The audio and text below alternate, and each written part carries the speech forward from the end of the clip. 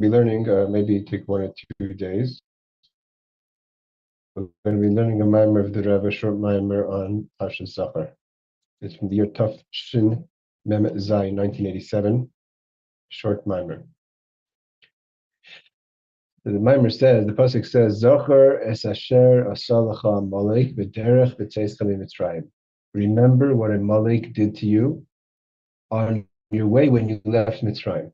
So there's an emphasis on everything, not just what Amalek did to you, but what they did to you when you left Egypt. And the pasuk continues, and therefore Timcha Zachar Amalek, we have to erase any memory of Amalek's existence.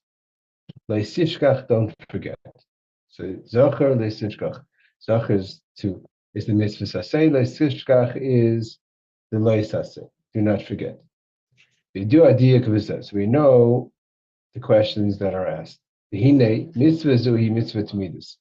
The mitzvah has to be a mitzvah that's everlasting. If that's the case, then one has to ask the question. Why do you have to remember what Amalek did so many years later? I mean, they did it 3,300 plus years ago when we left Egypt, which is a long time ago. Another question is, why is it important to know when they approached the Jewish people? And if they approached us at another point, it would be different. So from there we see clearly that the war against Amalek is connected to the concept, to the idea of leaving Egypt. So the Rebbe explains based on the Torah of this week in Parashat Tzava, and also the Maamar in Parashat Zachar, similar to the Maamar we learned this morning from the Tzitz on the idea of Amalek. It's a battle of Hashem against Amalek in every generation. Every generation, there is a battle with Amalek, and it's not an Amalek necessarily as a people, as a nation, separate from the Jewish people, but there's a fight within Amalek, like we learned this morning, in every Jewish person, they have within themselves the klipa, the concept, the message, the voice of Amalek, and it's a battle. And now we start to get a picture of why the fight of and the necessity of destroying Amalek is connected to leaving Egypt. Why? What does he mean? The Rebbe says, just like one has to remember every day leaving Egypt. It's not just one time, twice a day when we say the Shema, but day and night, like we learn in the Mishnah's brachas. And including in that is the whole exodus of Egypt, i.e., also the splitting of the Red Sea, as it's brought down in Sfarim, so too, if you're leaving Egypt every day, so like we learned many times, the Alter Rebbe writes, every day a person has the view that they're leaving Egypt, and the Rebbe says this is twice a day, including all the components of leaving Egypt, meaning Kriyas Yamsuf, etc., the splitting of the Red Sea. So just like then, when you left Egypt, there was an idea that Amalek comes to fight at that moment specifically. So therefore, there's also the concept of Amalek fighting every person at every moment, at every time you're leaving Egypt. Leaving Egypt comes together with fighting Amalek. Amalek comes to attack when one leaves Egypt. We leave Egypt every day, twice a day, morning and evening, and we're constantly struggling with Amalek while we're doing the concept of Yetzias Mitzrayim, getting out of our Meitzar, getting out of our limitations. What's this mean? We're in the days like this. Avoid this other in our service of God. Why does the soul come down from above down to this world and encloses itself, means the nefesh alikis, encloses itself in the nefesh bahamas, in the animal soul, with all the ideas that come with it, the taivas, the needs, the restraining, the limitations, the anxieties, the desires, everything that comes with the concept of the nefesh bahamas, the gufin in the body. Adoima of the Gufa Umas Olam, and when you look at the body of the person. You don't necessarily see the difference, obviously, between the body of a Jew and the body of a Gentile. In the Asa Lecha Amalek, he talks about this concept. So what does it mean? So why do we come down to this world, and why do we enclose ourselves in the nefesh habahamis, in the animal soul, and in the goof? And this goof itself looks like any other goof, like a goof of Umas Olam, of the nations as well. What does it mean to leave Egypt? Is to get out of these limitations that are created by the goof, the body, and the nefesh habahamis, and the animal soul. The exodus, haguf, from the limitations of the body of the nefesh habahamis. So we come down. The neshama has to come down to be part of the nefesh habahamis, and the goof, we part of the animal soul, and the goof, which is daimush, looks like any other body out there. And with it comes all its limitations. And the idea of Yetzias Mitzrayim is that notwithstanding, not that you leave it, we leave the body or the nefesh habahamis, but we leave the limitations, the Mitzrayim of the body and the nefesh habahamis. And it's not just to leave. So this is a very important component about the Yetzias Mitzrayim. Leaving Egypt, one could think, just get me out of Egypt. Doesn't make a difference where I'm going. That's not important. Just I need to get out of Egypt. I need to get out of limitations. There says no. There's two components. There's the leaving of Mitzrayim, but the leaving of Mitzrayim has a reason, not just to get out of limitations. To come to the land of plenty, which is Eretz Yisrael, which is Tachlis Hashleim Shebezeh, which is the highest, and the highest level of that is to get to Eretz Yisrael. And after we get to Eretz Yisrael, which we're going to see what all these things means. The Achi, see, once we leave, we left Egypt, but we haven't gone to Eretz Yisrael yet. That's where Malek attacks. Malek attacks when a person has done the first stage, meaning leaving their Egypt. So in theory, a person could stop there. No, you have to go into Eretz Yisrael, the land of plenty. And at that moment, kind of is where Amalek strikes a person. The person is very vulnerable at that moment. We know that the leaving Yetzias Mitzrayim is like leaving from the mind to the heart, and there's the Meitzar Gorin, and when you get through it, at that point, what happens afterwards is very crucial. It's not necessarily so simple to know that when a person leaves Egypt, automatically walk into Eretz Yisrael. Because imagine, close your eyes for a second, imagine the physicality of it. You're in Egypt, you're in slavery, and you just leave. So let me just stay in the desert. Let me just get out. I'm out. That's what's important. But going to Eretz Canaan afterwards, Eretz Archava, means that not just I'm leaving Egypt, but there's a purpose here, and that's where Malek says, "Who says you have to have a purpose? Who decided what this purpose is? We left Egypt. Let's just stay there." And therefore, we have the Macham of Amalek in that moment. The Varza. So to understand all this.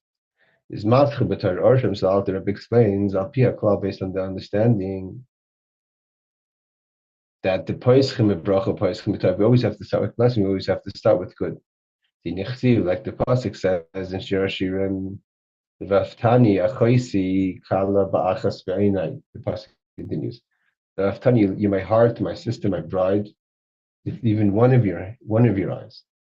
In Knesset Yisrael, Shimok and Neshamas Yisrael, the gathering place of the souls of Israel, which is the source of each individual soul, is called Lev. That's the heart. Shikamoisha Lev, just like the heart to Mishkan and Kli Kibul Chachaim Ha'ikari, just like the heart is where the life, the person is being alive, the blood pumps through the heart. And from the heart it spreads to the rest of the body. Like it says, Liba Polig Lukulishaif, and the heart pumps through all the different various arteries. Kach Mokar Neshamas Yisrael, so to the place where the resting place of the Jewish people are, which is called the Lev, the heart. Yikrib Knesset Yisrael, V'hi B'chinas Lev is like the heart, because through there flows all the vitality of the Jewish people. V'shal Gufa in B'chinas Lev, He Atzmas HaNefesh Husa. What does it mean, the Lev? The Lev, the Rebbe says, again, this is a short Maamar, so this is Nekudas. It's Nekudas, it's pointed. And Yishol Gufa, it's the Lev, is the Atzmus HaNefesh Husa. The essence of the heart is where the Knesset Yisrael is. That's where the concentrated fullness of the soul is where it's in the heart, and it gets pushed through its functionality, like life from the heart pushes through life through the functionality of the body. That is, in my heart, it's with one eye, meaning, what does it mean? Achas means that there's that concept in this essence, in the center of the heart, is the concept of echad. And echad is the oneness of the Jewish person, the essence of the soul. Some people call it the pintel yid, the essential Jew.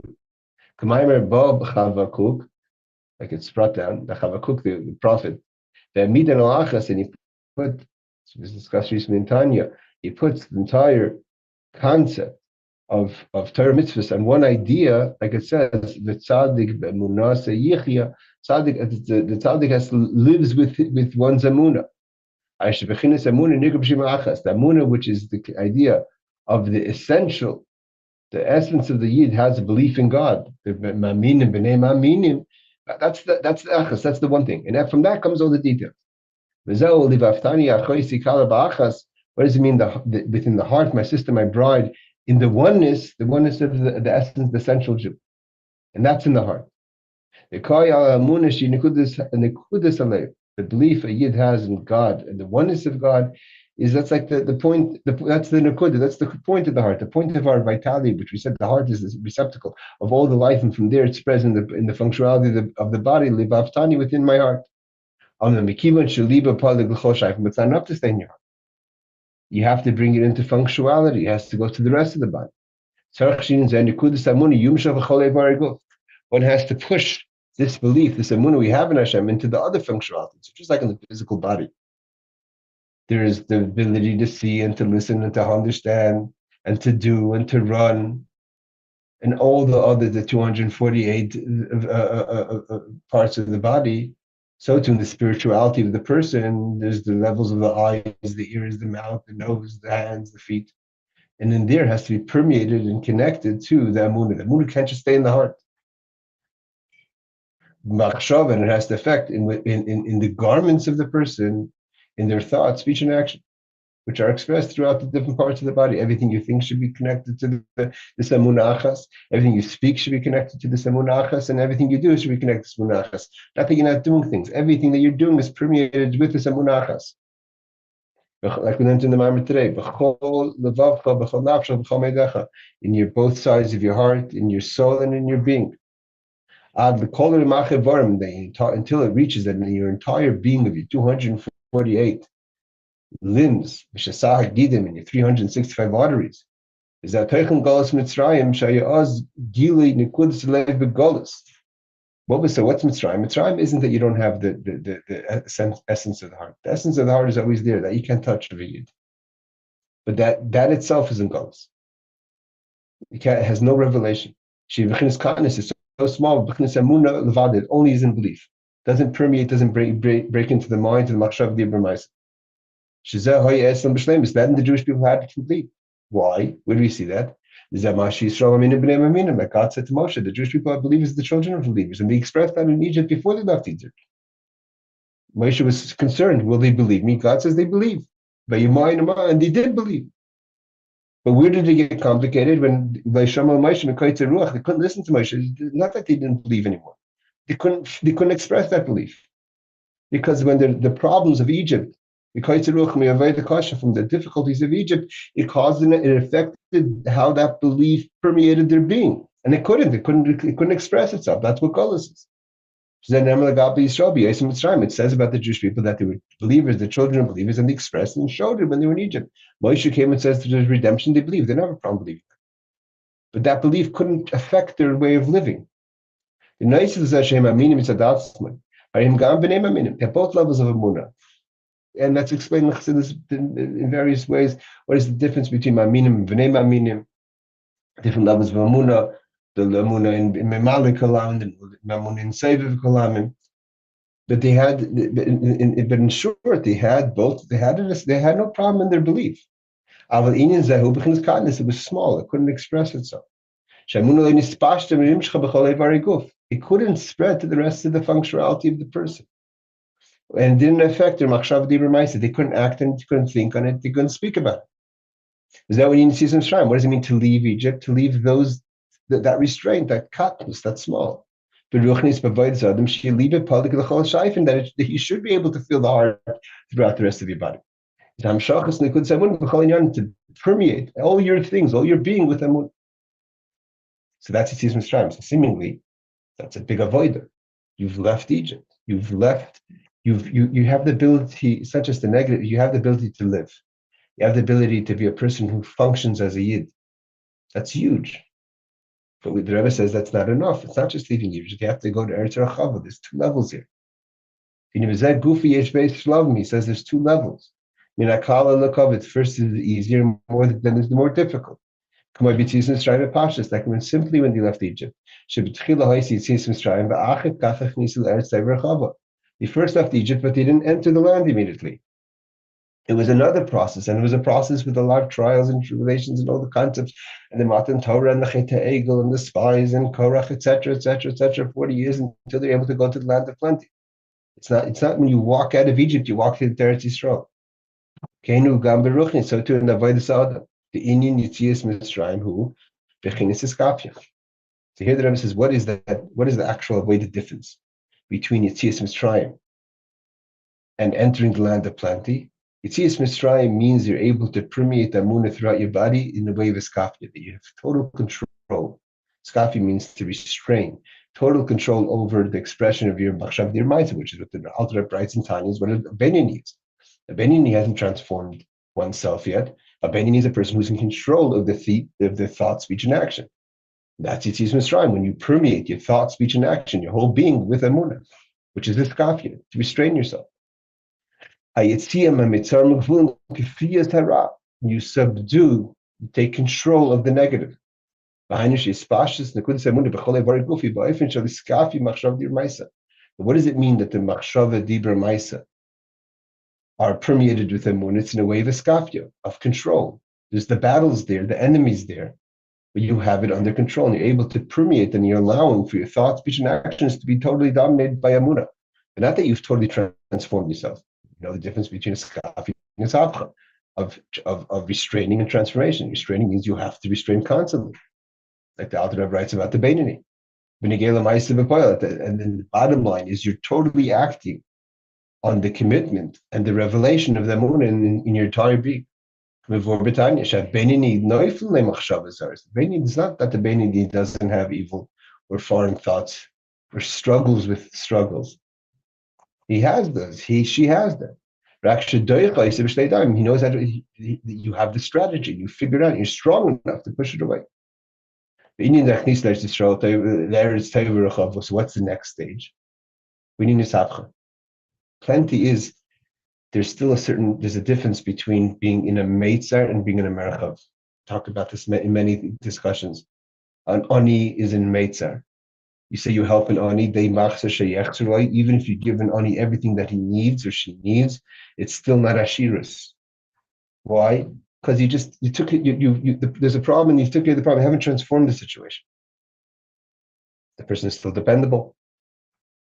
Ashiras is another whole level. Harchava is you're thinking large. You're still in a certain level of meitzar when you even leave Mitzrayim. That's why, like the Alter Rebbe, the Alter Rebbe brings down, the Rebbe quotes many times, these are the masois, these are the travels of leaving Egypt, because every one of the 42 stages until you get to Eretz Yisrael is leaving Egypt. You're constantly pushing the boundaries of the limitations, because you still require restraining, and you still have a battle. And therefore yesterday's win is tomorrow's, yesterday's success is for tomorrow. That's still negative. You still have to push past that and past that every single one of the 42 travels. But when you come into Eretz Rachava, then it's a transformation. Who in ishapcha, sha'aretzi toiva, where the actual land itself is good, not that the land is a struggle and enemy. Kulei toiv, all good. Va'idza is even more than this, the Rebbe says. Sha'toiv any boyfriend shal nekudas Emunah. It's not just that you have this nekuda of belief that's permeating the machshav d'maisa, and the shehi boyfriend the rechavas. The nekuda itself now is brought. There is no such thing as nekuda. It's only that the nekuda itself is spread through your whole body. The nekuda of Emunah now permeates your machshav d'maisa. Shemispashet b'chol pratim. It's totally, now that there's no nekuda, it's totally transformed in every single detail of who your being is. Everything becomes good. Not just that the nekuda affects everything. Means, to explain this a little better, if you have a nekuda that's very powerful, so you're kind of parav, you're kind of in between. You can go either way, right? That's a ben. You can go either way. There's always struggles. There's always machshavas. There's always issues. But if the nekuda is strong enough, it's the guide, like that shining light that makes sure that you're going to behave according to what the nekuda understands. It's still that the nekuda is the main power here. But when you've reached the land of plenty, it's not a nekuda anymore. Everything transforms, and all of a sudden, the whole being becomes good. Every part of your expression, every part of your being is toiv. If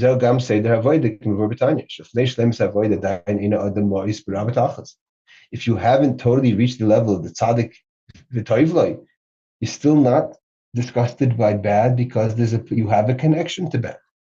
And but your actions are totally under control. You're able to control your thoughts, speech, and action like the Beinin can. Then only afterwards you could reach the level like David Melech says that my heart is void of any negativity. Until you totally transform both sides of your heart to be the positive. Okay, we're going to stop. Let's just do this next piece over here. V'hine. What's the difference between Yetzias Mitzrayim and entering the land of Achava, between just having the nekuda that permeates your being and to be totally transformed of a being? It's totally different. When you're running on the nekuda, you're running just on iskafya. It's called, you still see things from behind. Behind is the back. We know the Rebbe is going to focus a lot on the Maamar from Rebbe. That the back, everything's equal. There's no expressions. Just the focus is stay in the program. You don't have the idea yet or the ability yet to see things in each level. That there's an eye, there's a nose, there's the face. Right? You see something behind. Oh, you see this is him. This is her. This is a person. Can't see the character, the expression, the look. Say, oh, this person has nice eyes, nice ears, nice nose. You just say that's a person because you always see from behind. There's very little to see. So the Rebbe says this is bechinas acharayim v'avodah the bechinas penimis. The difference between acharayim and penimis.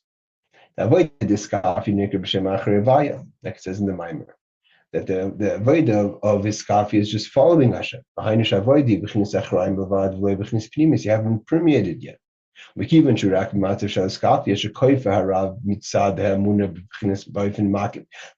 stands over the person and keeps control of the machshav that should be in line according to the Emunah Hashem. He hasn't permeated you to change you from within. What's going on inside you? You still have desires, you still have wants, and therefore you still have a connection to bad. Like I said before, you have bad thoughts. Why? You haven't changed yourself. And bad thoughts can mean so many different things. Jealousy, ego, covet, all these things that hit you. These are all coming from a bad place, a bad part of your character. You have to fight it. You have to know this is Ra. Zar. Mashain can avoid the eretz everchav in ishapcha b'chinas penimis. We saw the ratzon v'tanya that your ratzon in your tanya, what you want, what you take pleasure in, is only holy. Okay, so the Rebbe is going to continue and stop here, but the Rebbe continues in the Maamar that he goes into explaining that what's Amalek's issue. Mr. Hashem will finish the Maamar tomorrow, but what's Amalek's issue? That's why Amalek comes after Yetzias Mitzrayim, because when you haven't transformed yourself yet, Amalek is saying 1 second, who says stay by the Rebbe in this Maamar says Amalek says stay by iskafya. For Amalek, that's a win. Anything that's more godly is a negative. Stay by iskafya. Who said you have to do ishapcha? Who said you have to go into the land of plenty? Be in the desert. You're out of Egypt. Be happy with that. And he can even throw it to you. That's a stronger avodah. Right? You're alive. You're struggling. Enjoy the struggle. Right? To be continued, Hashem tomorrow.